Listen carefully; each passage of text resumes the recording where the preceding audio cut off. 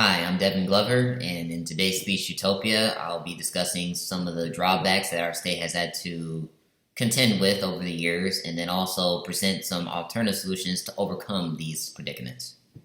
Some of the qualifications I have going into this are medical exposure at First Health, being born and raised in the state, and also my current job as patient transport. So all of these three things combined relate to a standpoint of humility for the betterment of North Carolina, as well as caring to turn the tide, essentially.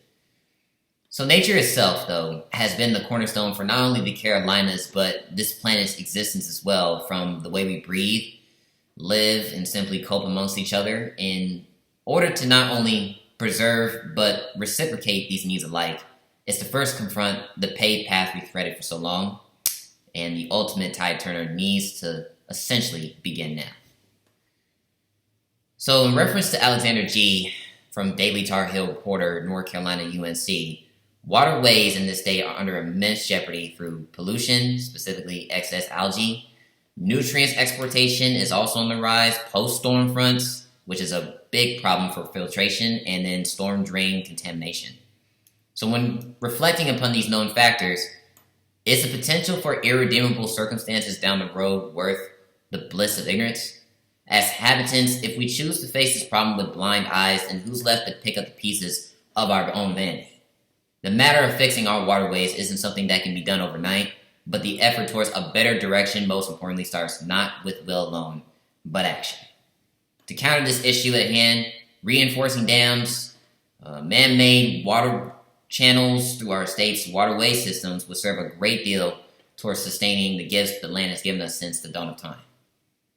Aside from the magnitudes of our state waterways being of mass concern, our environment's exposure to mass air pollution is yet another element that deserves just as much care, all the same. So no matter the era nor time frame, air pollution is becoming a common denominator in all things consequential for our state's environment. In reference to the University of North Carolina, again, 2021 issue, this aspect of North Carolina's degradation has proven to take its toll through affecting premature population deaths, specifically respiratory diseases, plant growth deterioration, and ozone ground level layer of air contamination, which is really terrible. These common factors stem from daily factors we incorporate in our cycle of living via manufacturing, coal-fueled power plants, power generators, and more.